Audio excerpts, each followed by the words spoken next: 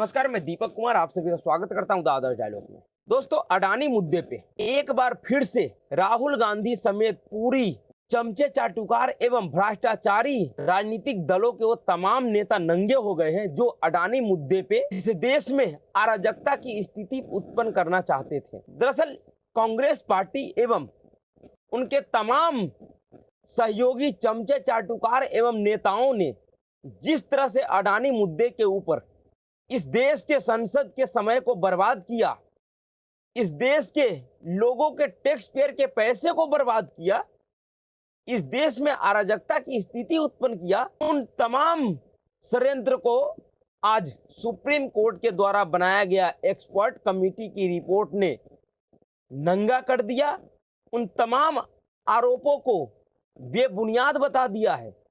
और यह कोई पहली बार नहीं हुआ है। इससे पहले भी पूरे हिडनबर्ग रिपोर्ट को और अडानी मामले के ऊपर जिस हिडनबर्ग रिपोर्ट ने अडानी समूह के ऊपर मॉरिशस में सेल कंपनियों के द्वारा गड़बड़ करने का जो आरोप लगाया था, मॉरिशस के वित्त मंत्री ने भी 10 मई को ही इस पूरे हिडनबर्ग रिपोर्ट को निराधार बता चुका है। उन्होंने पहले ही इन तमाम एजेंडाधारी नेताओं को और इस रिपोर्ट के तैयार करने वाले लोगों को नंगा कर दिया था। उसके बाद आज सुप्रीम कोर्ट द्वारा गठित एक्सपर्ट कमेटी ने, जिस कमेटी में कोई छोटे मोटे लोग नहीं थे, बहुत बड़े बड़े लोग थे। इस कमेटी में पूर्व जस्टिस अभय मनोहर की अध्यक्षता वाली इस समिति में दिग्गज बैंकर केवी कामत थे और ओपी भट्ट, इंफोसिस के सह संस्थापक नंदन नीलेकनी,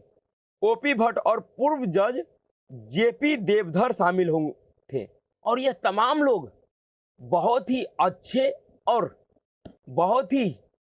प्रभावशाली एक्सपर्ट थे। इन एक्सपर्टों को सुप्रीम कोर्ट ने नियुक्त किया था, एक कमेटी बनाई थी और उसी कमेटी ने जो रिपोर्ट दिया है अडानी मुद्दे पे, दरअसल वो रिपोर्ट ने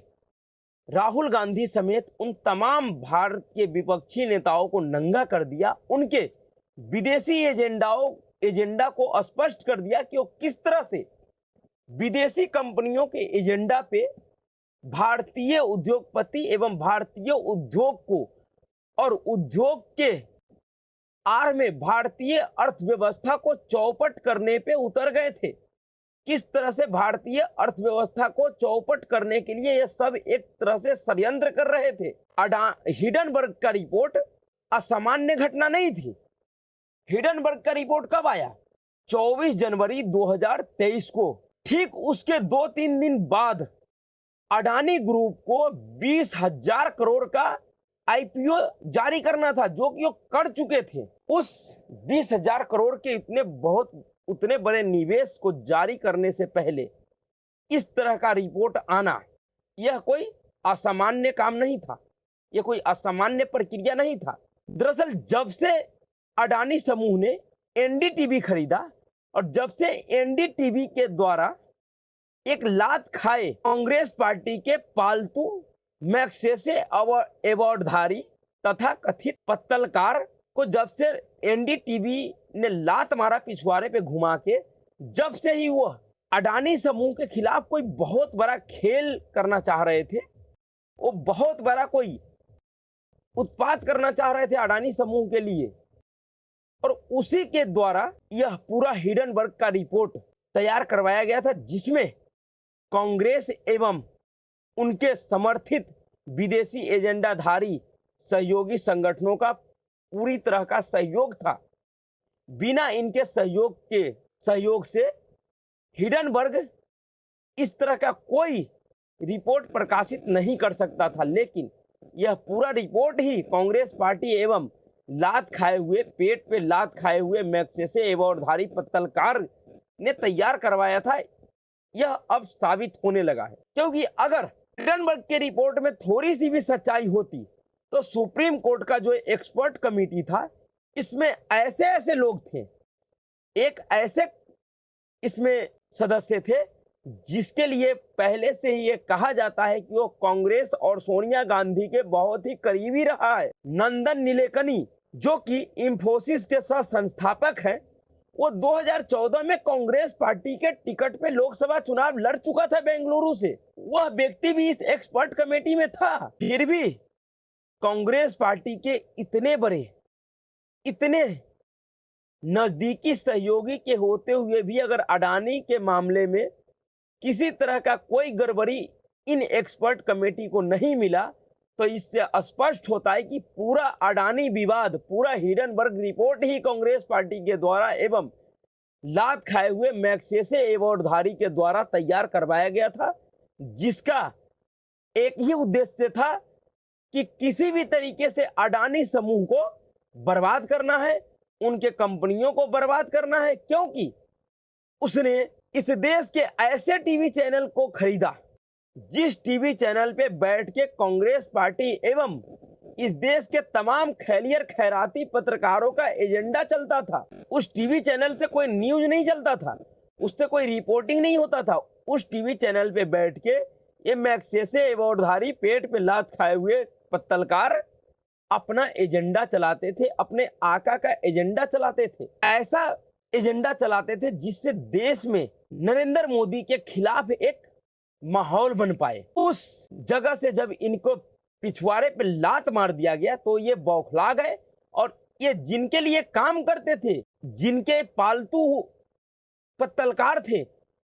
उन्हें भी बहुत बुरा लगा और उन सबने मिलकर एक षड्यंत्र रचा, और उस षड्यंत्र का ये देन था हिडनबर्ग रिपोर्ट, जिसका परत दर परत अब खुलना शुरू हो गया है। सुप्रीम कोर्ट की एक्सपर्ट कमेटी ने जिस तरह से कहा है कि इस पूरे विवाद में, इस पूरे आरोप में प्रथम दृष्टया कोई खामी, कोई गड़बड़ी कहीं से कहीं तक नजर नहीं आ रही है। किसी भी तरीके का कोई सबूत नहीं मिला है कि अडानी समूह ने अपने कंपनी के शेयर को गलत तरीके से मैनिपुलेट करके बढ़ा चढ़ा के मार्केट में दिखाया और बेचा। लेकिन सुप्रीम कोर्ट के रिपोर्ट ने यह तो साबित कर दिया कि अडानी विवाद पूरी तरह से झूठी था, पूरी तरह से फर्जी था। लेकिन यह राहुल गांधी, यह संजय सिंह, यह अरविंद केजरीवाल, यह अखिलेश यादव, यह ममता बनर्जी, यह तेजस्वी यादव, वह उद्धव ठाकरे, भूपेश बघेल, हेमंत सोरेन, इन जैसे तमाम जो ये नेता थे जो ये कह रहे थे कि अडानी समूह देश को लूट लिया है, इस देश के किसानों के, मजदूरों को, पैसे को बर्बाद कर दिया। नरेंद्र मोदी की सरकार ने देश के किसानों के पैसे को अडानी समूह को दे दिया और अडानी समूह पैसे लेके भाग गए। इन लोगों को पहचानने की जरूरत है, इन लोगों से सावधान रहने की जरूरत है, क्योंकि इन लोगों ने बहुत ही बड़े षड्यंत्र के तहत यह प्लान बनाया था कि किस तरह से इस देश में गृह युद्ध हो जाए। अगर जिस तरह से इन लोगों ने माहौल बनाया कि एलआईसी का पैसा डूब गया, एसबीआई का पैसा डूब गया, बैंकों, सरकारी बैंकों का पैसा डूब गया, अगर उस वजह से इस देश के जितने लोगों का पैसा इन संस्थाओं में जमा है, उनमें से 5% लोग भी अगर रोड पे उतर जाते, विरोध प्रदर्शन के नाम पे अराजकता करना शुरू कर देते, तो इस देश की स्थिति बहुत ही खराब हो सकता था। कानून व्यवस्था संभालना बहुत मुश्किल हो जाता। और यही इन दलालों का एजेंडा भी था कि किसी भी तरीके से इस देश में आम नागरिकों के द्वारा गृह युद्ध करवा दिया जाए अडानी मुद्दे के ऊपर, जिससे इनको अपनी राजनीतिक रोटी सेकने का मौका मिले। लेकिन इनके इस राजनीतिक, घृणित राजनीति पे